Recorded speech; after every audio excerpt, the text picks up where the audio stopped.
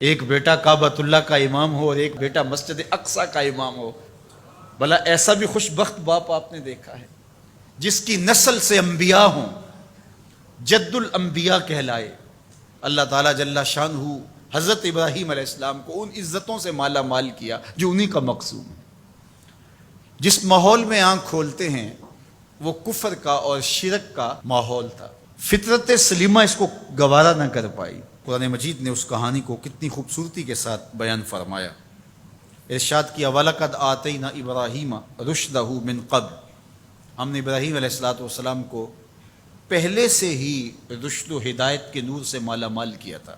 اللہ تعالیٰ جل شانہ نے ان سے ایک بڑا کام لینا تھا، تو ان کی فطرت اور ان کی طبع کے اندر وہ چیز رکھی کہ جو کبھی بھی اس چیز کو قبول نہیں کر سکتی تھی۔ خیر جب بڑے ہوئے اور دیکھا کہ بت پرستی کا دورہ ہے، تو آپ نے کہا کہ یہ کیا ہے بت جن کو تم پوجتے ہو؟ تو انہوں نے کہا کہ ہمارے آباء و اجداد ان کو پوجتے آئے ہیں اور شروع سے ان کی پرستش چل رہی ہے، لہٰذا ہم ان کو ترک نہیں کر سکتے۔ ان کے ذہن کے اندر یہ چیز اچھی طرح سے جم چکی تھی کہ یہ بت ہی ہمارے کارساز ہیں، ہماری ضرورتوں کے کفیل ہیں اور ہمارے معبود ہیں، اور ان کی توہین کبھی سوچا بھی نہیں جا سکتا۔ اب اس کا حل کیا نکالا ذرا دیکھیے، قرآن بتاتا ہے، بولے وَتَاللَّهِ لَأَكِيدَنَّ أَصْنَامَكُمْ بَعْدَ أَن تُوَلُّوا مُدْبِرِينَ، میں تمہارے بتوں کے ساتھ نپٹ لوں گا، تم ذرا میلے سے ہو آؤ۔ وہ ایک میلہ کرتے تھے شہر سے باہر نکل کے، جہاں سارا شہر جمع ہوتا تھا، اور وہاں کھیل کود کرتے اور 2-3 دن وہاں گزارتے تو واپس آ جاتے۔ جانے سے پہلے وہ بتوں کے سامنے انواع و اقسام کے کھانے رکھتے، اور جب واپس آتے تو سب سے پہلے بت خانوں میں ہی آتے، بتوں کو سلامی پیش کرتے، پھر اپنے گھروں کو لوٹتے۔ تو اکیلے شہر میں رہ گئے، باقی سارے لوگ حتیٰ کہ ان کے پجاری پروہت سب میلے میں چلے گئے۔ اب حضرت ابراہیم علیہ السلام نے کلہاڑا پکڑا اور ان کے مرکزی بت خانے میں داخل ہوئے۔ قرآن بتاتا ہے فَجَعَلَهُمْ جُزَازًا، اور وہاں داخل ہو کر کے ان کو بتوں کو توڑ دیا، کسی کی گردن کاٹ دی، کسی کے کان توڑ دیے، کسی کے بازو کاٹ دیے، کسی کی ٹانگیں توڑ دی، الا کبیر لہم، لیکن جو بڑا بت تھا اس کو کچھ نہیں کہا۔ اب ان بتوں کے ساتھ حضرت خلیل اللہ کی دشمنی کیا تھی؟ یہی نہ کہ اللہ کے علاوہ لوگ ان کو پوجتے ہیں، تو سب سے زیادہ پوجا جانے والا تو وہ بڑا بت تھا، تو حضرت ابراہیم سب سے پہلے اس کو توڑتے، زیادہ غصہ اس پہ آتا۔ لیکن بعض اوقات ایسا ہوتا ہے کہ آپ اپنے غصے کو غالب کر لیتے ہیں اپنے مقصد سے۔ حضرت ابراہیم کی نظر مقصد پہ تھی، غصہ بھی اپنی جگہ پہ تھا۔ تو ہر شے جو غلط سمجھی جا رہی ہے اس کو کس وقت غلط کہنا ہے اور کس وقت جو ہے وہ اس پہ بات کرنی ہے، یہی تو حکمت ہوتی ہے، یہی تو دانائی ہوتی ہے۔ دانائی کا انداز دیکھیے، الا کبیر اللہم، لیکن ان میں جو سب سے بڑا تھا اس کو چھوڑ دیا۔ مفسرین نے لکھا کہ کلہاڑا بھی اس کے کندھے پہ رکھ دیا۔ جب وہ واپس آئے تو انہوں نے دیکھا کہ بت ٹوٹے پڑے ہیں، کسی کی ٹانگ نہیں ہے، کسی کا کان کاٹ دیا گیا ہے، کسی کی ناک ٹوٹی ہوئی ہے، کسی کی گردن کٹی ہے، کسی کی ٹانگیں نہیں ہیں، کوئی ریزہ کر دیا گیا ہے۔ تو بہت پریشان ہوئے، ظاہر ہے ان کی عقیدت ان سے وابستہ تھی، تو وہ تو خون کے آنسو رونے لگے، بیٹھ گئے۔ قالوا سمعنا فتى يذكرهم يقال له ابراہیم، تو کچھ لوگوں نے کہا کہ ایک نوجوان ہے اس شہر میں جس کو لوگ ابراہیم کہتے ہیں، بتوں کے خلاف اگر کوئی بولتا ہے تو اسی کی زبان سے سنا ہے، تو یہ سب کچھ اسی کا کیا دھرا ہوگا۔ پنچایت بیٹھ گئی، آیان اقتدار بھی بیٹھ گئے، کہا بلاؤ اسے، لوگوں کے سامنے لاؤ اس کو، لعلہم یشہدون، تاکہ لوگ گواہی دیں کہ واقعی یہ بتوں کی برائی بولتا ہے، تو اس پر فرد جرم عائد کر دی جائے۔ اب حضرت ابراہیم کو پیغام جاتا ہے کہ تمہیں پنچایت میں بلایا جا رہا ہے، پورے شہر میں ایک ہی اللہ کا پرستار ہے۔ ابراہیم علیہ السلام اب آتے ہی ہیں تو ان کو دیکھتے ہی وہ جھٹ بول پڑے، اَأَنْتَ فَعَلْتَ هَذَا بِآلِهَتِنَا یا ابراہیم، اے ابراہیم ہمارے ان خداؤں کے ساتھ یہ سلوک تم نے کیا ہے؟ ایک دم سب نے جو ہے وہ آوازیں لگانا شروع کر دی۔ ابراہیم علیہ السلام نے 2 ٹوک واضح اور مناسب حال جو ان کے اوپر کلہاڑے کے وار سے بھی زیادہ کاری ہو جواب دیا۔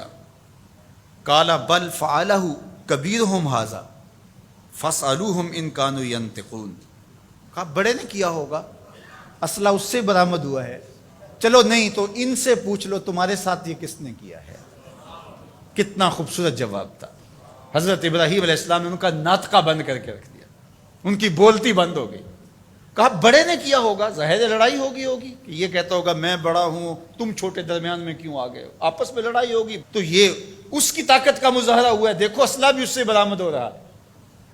اچھا چلو یہ نہیں بولتا، تمہارے ڈر کی وجہ سے نہیں بول رہا تمہارا خدا، تمہارے ڈر کی وجہ سے تمہارا خدا نہیں بول رہا، تو جن کے ساتھ ظلم ہوا ان سے پوچھ لو کہ تمہارے ساتھ یہ سلوک کس نے کیا. ثم نکسوا علی رؤوسہم، پھر انہوں نے شرمندگی سے اپنے سروں کو اپنے گھٹنوں پہ رکھ لیا. آنکھوں میں آنکھیں ڈال کے بات نہیں کر رہے تھے، سر جھکے ہوئے تھے، نظریں جھکی ہوئی تھی. ان کے لفظوں کی لجاجت دیکھیے، اس سے ٹپکتی ہوئی مسکنت دیکھیے، لفظوں کے انداز سے ان کے اندر کی شکست و ریخت کا اندازہ کیجیے، ان کے اندر کی بے بسی دیکھیے اور ان کے اعتقاد کو کرچی کرچی ہوتے دیکھیے. حضرت ابراہیم نے جو ضرب لگائی تھی کلہاڑے تھے، یہ ضرب اب جو لگی کہ ان بتوں سے پوچھو یہ اس سے بھی زیادہ کاری تھی. کیا بولتے ہیں؟ لقد علمت ما هؤلاء ينطقون. ابراہیم تو جانتا ہے یہ بولتے تو نہیں ہیں، تو جانتا ہے یہ بیچارے بولتے تو نہیں ہیں، یہ گونگے ہیں، یہ بہرے ہیں. اللہ اکبر. حضرت ابراہیم یہی تو انہیں لانا چاہتے تھے جہاں وہ آگے اب ان کے سر جھکے ہوئے. حضرت ابراہیم علیہ السلام اسی وقت کی تلاش میں تھے. ارشاد فرمایا قال افتعبدون من دون اللہ ما لا ينفعکم شیئا ولا یضرکم اف لکم ولما تعبدون من دون اللہ افلا تعقلون. بتوں کی بے بسی پر اب جو کلہاڑے برس رہے ہیں، فکر کے تازیانے برس رہے ہیں، وہ ان کلہاڑوں کے واروں سے زیادہ کاری اور سخت ہیں جس سے پہلے بت توڑے تھے. اب سنیے جناب ابراہیم کیا کہہ رہے ہیں. کیا تم اللہ کے علاوہ ان کو پوچھتے ہو ما لا ینفعکم شیئا ولا یضرکم، جو تمہیں کوئی نفع نہیں دے سکتے نہ تمہیں کوئی نقصان پہنچا سکتے، یعنی جو اپنے آپ کو بچا نہیں سکتے تمہیں کیسے بچا پائیں گے. آگے کہا اف لکم. ان لفظوں کی کاٹ دیکھیے، ان لفظوں کی اٹھان دیکھیے. اف لکم، افسوس ہے تمہارے اوپر. وَلِمَا تَعْبُدُونَ مِن دُونِ اللَّهِ، اور ان پر افسوس جن کو تم اللہ کے علاوہ پوچھتے ہو. افلا تعقلون، تمہارے اندر عقل نہیں ہے؟ ذرا سوچو کہ وہ جو اپنے آپ کو بچا نہ سکے وہ تمہیں کیسے بچا سکیں گے. اب سکوت مرگ طاری ہے، کوئی بولتا نہیں ہے. جب منطق اور دلیل خاموش ہو جائے تو پھر ایک ہی طریقہ ہوتا ہے، لگا دو پابندیاں، اسے جینے کا حق چھین لو. اب یہی ان کے پاس رہ گیا تھا. بولے انہیں جلا دو. بہت بڑی چیخا تیار ہو گئی. اب اس کے قریب جانے کی کسی کو ہمت نہیں، دور دور تک آگ کی تپش محسوس ہوتی ہے.